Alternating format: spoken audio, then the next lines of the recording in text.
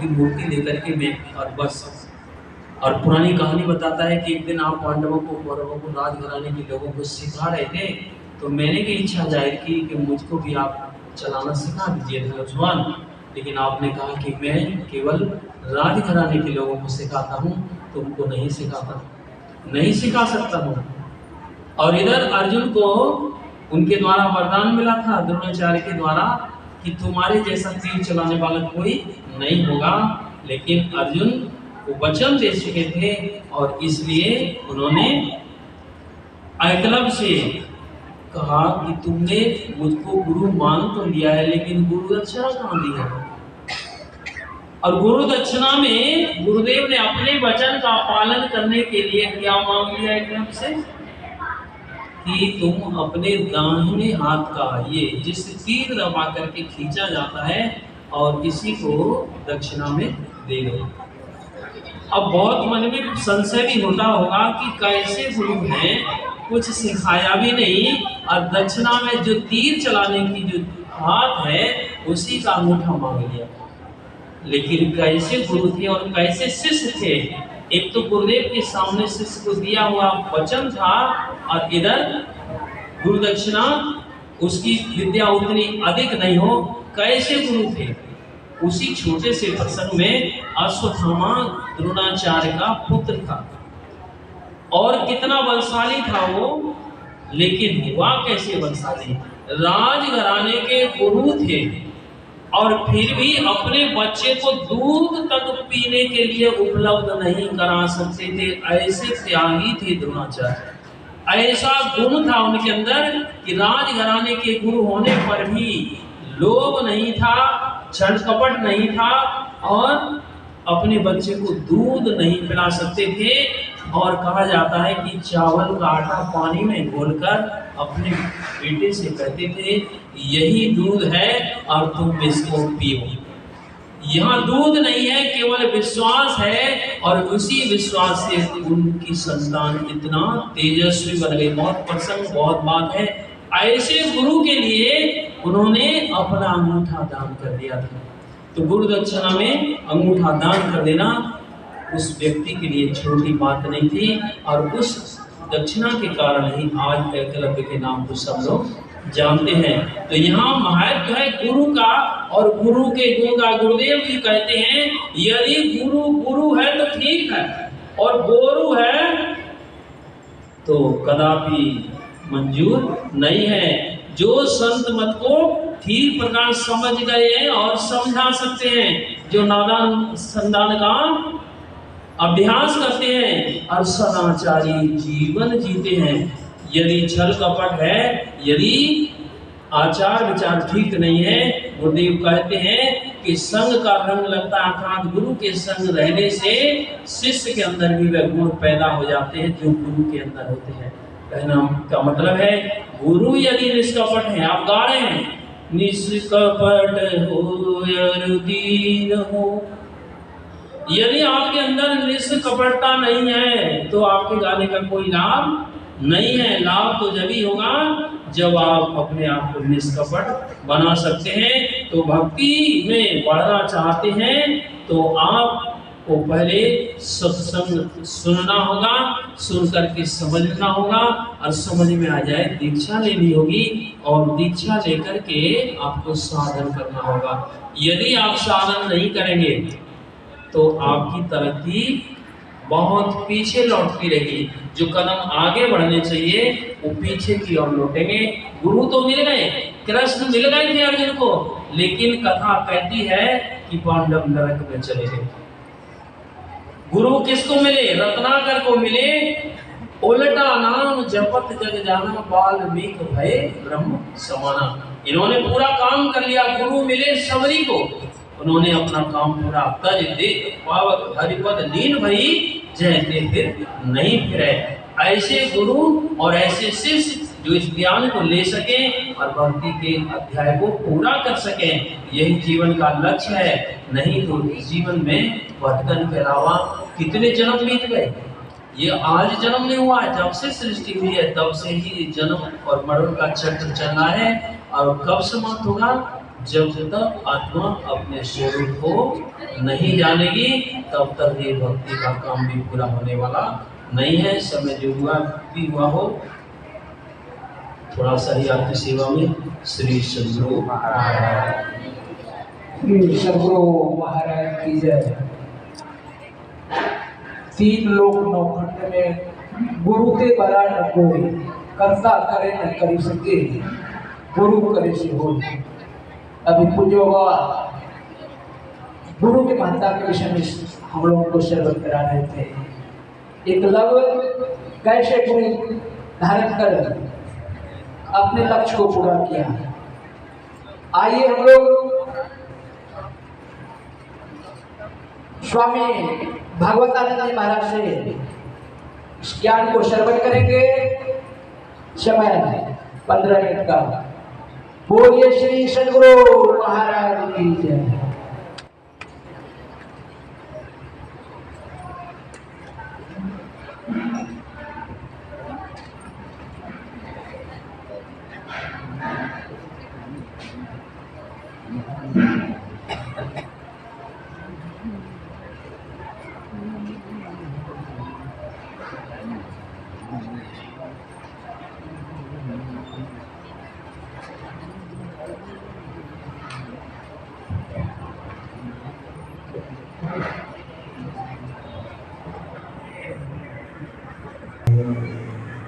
श्री गुरुवे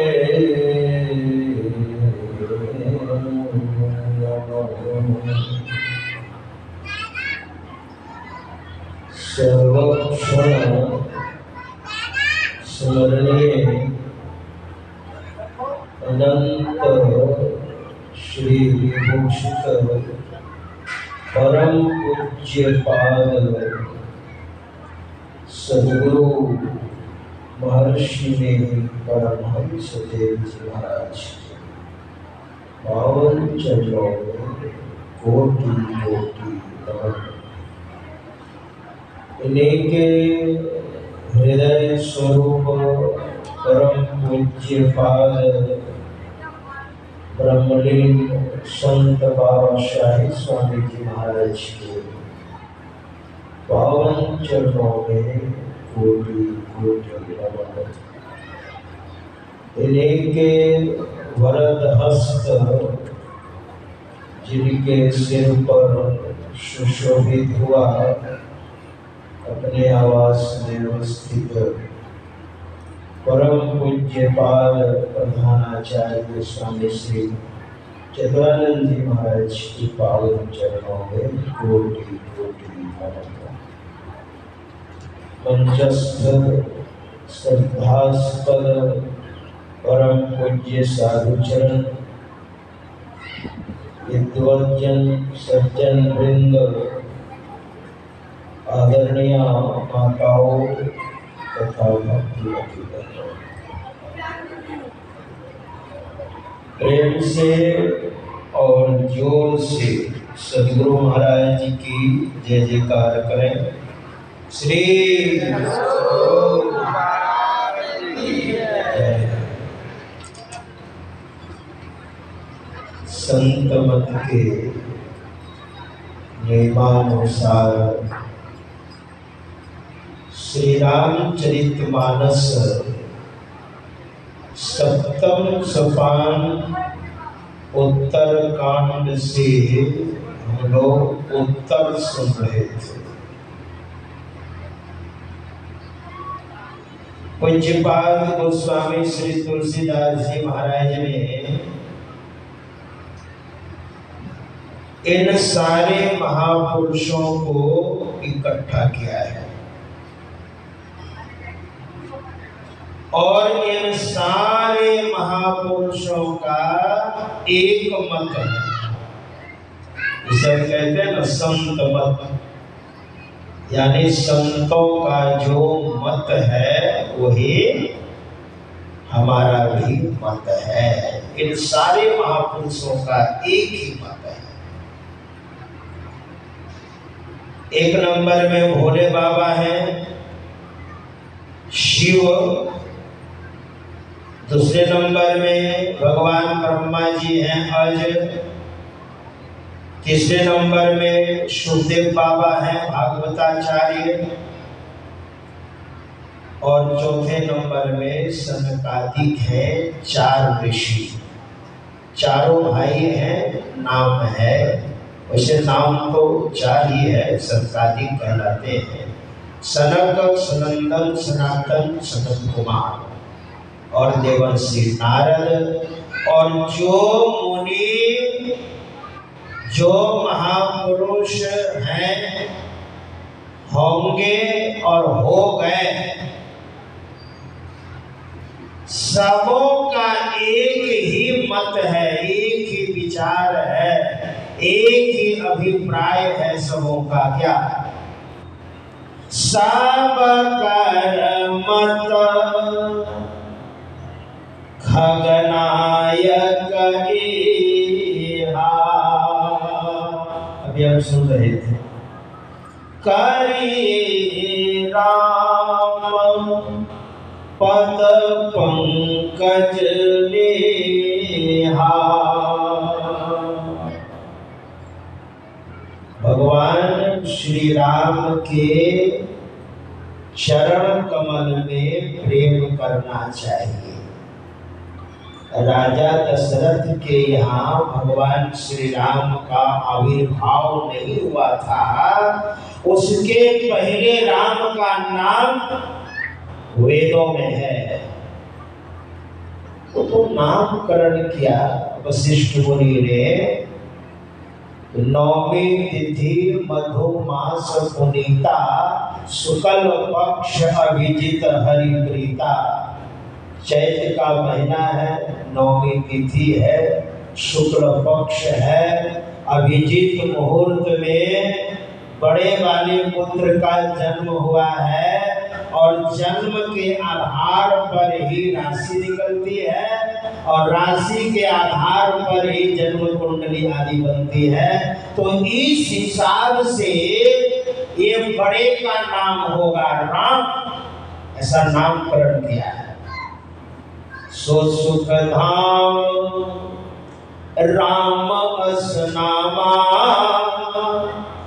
अखिल लोक दायक विश्राम। रामायण की पंक्ति है। और 10वीं को जन्म लिया, उनका नामकरण करते हैं वशिष्ठ मुनि। विश्व भरण पोषण कर जोई, ताकर नाम भरत अस होई। विश्व भरण 10वीं को जन्म हुआ है, इस आधार पर इस बालक का नाम भरत होगा। और 11वीं को जन्म लिया यमज जुड़वे भाई, यानी लखनलाल और शत्रुघ्न, इन दोनों का नामकरण किया है जन्म के आधार पर। तो वही भगवान श्री राम का नामकरण किया है। यहाँ पर क्या कह रहे हैं? काकभूषुंड जी भी बोल रहे हैं, गरुड़ जी महाराज को सुना रहे हैं, सबों का विचार एक है, करिए राम पद पंकज नेहा। यानी राम का मतलब होता है परमात्मा, और परमात्मा अनेक नहीं, एक है। भगवान अनेक हो सकते हैं। समस्त धर्म, यश, ऐश्वर्य, संपत्ति, ज्ञान और वैराग्य, इसको 6 इसको भग करते हैं। और ये 6 चीजें पुरुषों में आ जाए, पुरुषार्थ करके अगर प्राप्त कर ले ये 6 चीजें, तो वह पुरुष भगवान कहलाएंगे। और माताओं बहनों में ये 6 चीजें आ जाए, तो वो भगवती कहलाएगी। इसलिए भगवान अनेक हैं, परमात्मा एक है। जैसे इंद्र भगवान, गणेश भगवान, भगवान विष्णु, भगवान श्री कृष्ण, भगवान श्री राम आदि आदि, लेकिन परमात्मा इसको आप राम कहते हैं। रमन्ते योगिनः यस्मिन् इति रामः।